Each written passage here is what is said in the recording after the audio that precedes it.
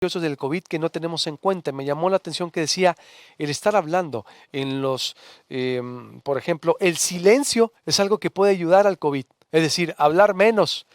Me van a decir los que me están escuchando, pues cállate, ¿no? No digo, yo tengo que, después de las 9 y créame que no hablo todo el día, ¿eh? Entonces, pero sí, hablar menos es un rasgo que puede ayudar a bajar el COVID en el transporte, decía él, en los camiones, en cualquier modalidad de transporte donde haya gente, obvio. El silencio como rasgo positivo. ¿Y qué otras cosas? A ver, platícanos por favor, ¿a qué se refiere este monitor, Carlos? Buenos días. Hola Luis Alberto, buenos días. Gracias por la invitación. Buenos días a ti y a todo tu auditorio. Este, mira, el monitor COVID es un esfuerzo que se inició por ahí de finales de julio entre Hermosillo Cómo Vamos, la Secretaría de Salud y el municipio de Hermosillo. Y la idea es juntar a un grupo de expertos, de especialistas, de matemáticos, de consultores, que pudiéramos analizar la información que tenemos disponible acerca de nuestra comunidad, de lo que está sucediendo aquí en Hermosillo, pero también en el mundo, analizar cuáles son las mejores prácticas. Y de ello hemos aprendido muchas cosas. Yo lo veo como en 4 etapas. Lo primero es que hemos aprendido más acerca del virus y los medios de contagio. Y como lo mencionabas tú, existen muchas cosas que se han venido comunicando. Hay unas cosas muy del conocimiento de todo el mundo en general, como por ejemplo el uso del cubrebocas. Pero hay otras, como lo que mencionabas hace un momento, que no se han difundido tanto. Más o menos una persona que está respirando emite alrededor de 20 partículas de virus por minuto, entre 20 y 30, vamos a decir que son 20. Eso significaría que si tú estuvieras en la presencia de esa persona, requerirías más o menos 50 minutos para contagiarte, suponiendo que se requieren 1000 partículas para contagiarte. Pero si esa persona está hablando, lo que hemos aprendido es que se emiten 10 veces más partículas. Eso significa que el tiempo de esos 50 minutos que hablábamos hace un momento se reduce a solo 5 minutos si la persona contagiada está hablando.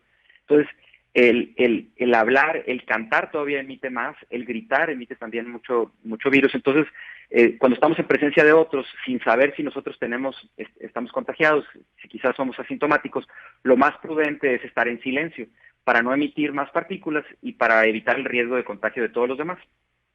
20 Eso partículas de virus por minuto, aproximadamente. aproximadamente, correcto. ¿Según qué cálculo? ¿Cómo lo midieron?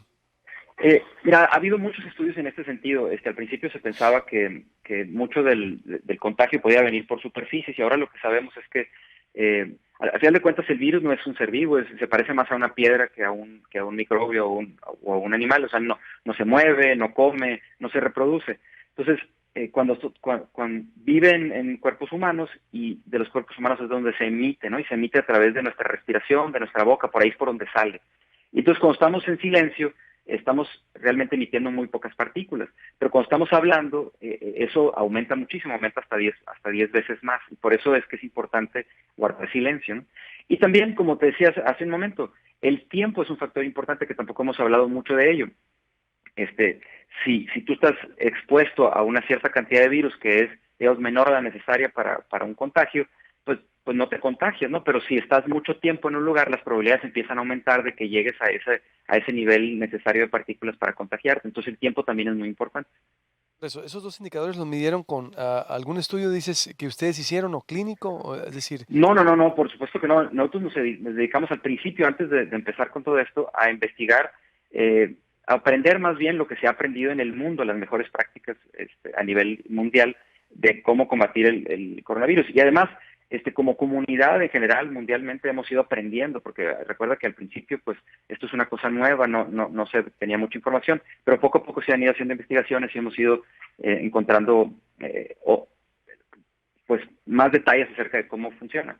Y lo que te decía, otro tema que tampoco se ha hablado mucho es el tema de la ventilación. Es mucho más riesgoso estar en un lugar cerrado que estar al aire libre, porque el aire se empieza a viciar con las partículas que se quedan flotando y eso es lo que nos hace muy riesgoso estar en un lugar cerrado.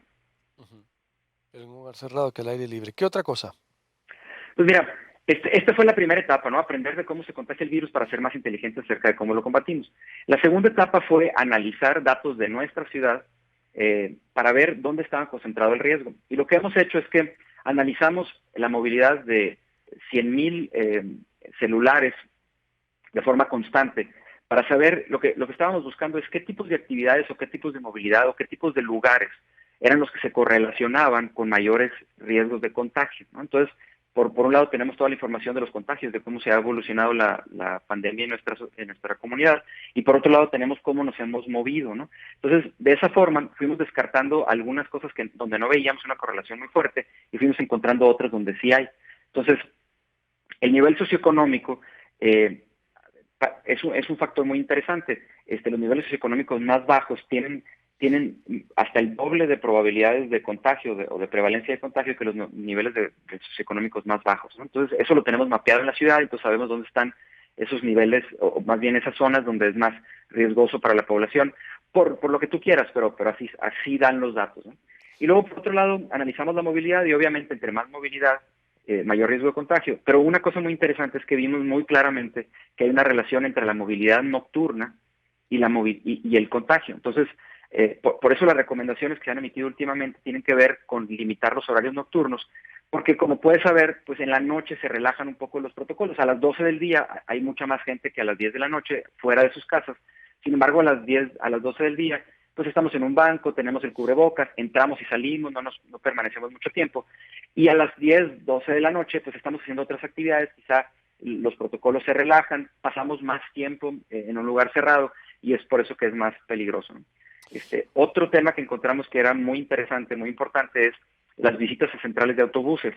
¿Y por qué? Pues porque imagínate, si los lugares cerrados donde pasas mucho tiempo con poca ventilación son peligrosos, pues un autobús cumple con todos esos requisitos, ¿no? Entonces, hemos podido mapear a través de esta información de movilidad de los celulares, hacia dónde van las personas que llegan en autobús o que van a recoger a alguien en autobús, dónde viven esas personas y por lo tanto dónde está ese riesgo, ¿no? Y por otro lado, pues todos los casos también los tenemos mapeados en la ciudad. Entonces, de esa forma, tenemos no nada más cuáles son los riesgos, sino dónde están en la ciudad, y eso nos permite actuar ¿Y dónde con están? ¿Cuáles son comunicación, con etcétera. los lugares más riesgosos de la ciudad? Fíjate que hay muchas colonias y también depende del riesgo, pero como te decía, los lugares de menor nivel socioeconómico, esos tienen un riesgo inherente porque quizá el comportamiento de las personas que tienen un nivel socioeconómico más bajo, pues los requiere que salgan más de su casa, etcétera. Entonces, los mapas están publicados en observatoriosonora.org. Ahí pueden consultar los mapas de cada uno de los diferentes riesgos. Sería muy larga la lista para decirte cada uno de ellos, ¿Dónde pero está, perdón? se tienen ¿Dónde está? claramente identificados. ¿Dónde Es está? www.observatoriosonora.org. Observatorio sonora.org. Correcto. Ah, bueno, para Sí, estarlo monitoreando. Ahí está, ¿qué, por ejemplo? ahí están los índices de movilidad, cómo ha ido aumentando, disminuyendo la Ok. movilidad cada semana. Están, para cada tipo de riesgo, están publicados mapas donde se muestra qué partes de la ciudad, qué códigos postales específicamente de la ciudad son los que tienen mayor o menor movilidad en cualquiera sea el caso.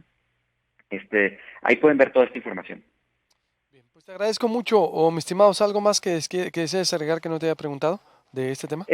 Fíjate que toda esta información nos ha permitido poder hacer tiros de precisión. Por ejemplo, una de las organizaciones que se ha sumado a Hermosillo en Verde, tiene disponibles cubrebocas para regalar, para poder apoyar a la población de esa manera, ¿no? Entonces se acercó con nosotros y les dice, oye, ¿en qué colonias, en qué lugares es donde podemos tener más efectividad haciendo la distribución de estos cubrebocas? Entonces, a través de estos mapas, de esta inteligencia que se ha generado, ellos ya pudieron dirigir esa ayuda a los lugares que más pueden tener éxito, ¿no? Entonces, esa es la idea de tener información, de poder actuar de forma inteligente. Muy bien, gracias. Buenos días. Gracias a Entonces, ti, y un la saludo, hasta luego. recomendación, entonces, hablemos menos. Una persona que respira, que está contagiada, emite 20 partículas de virus por minuto.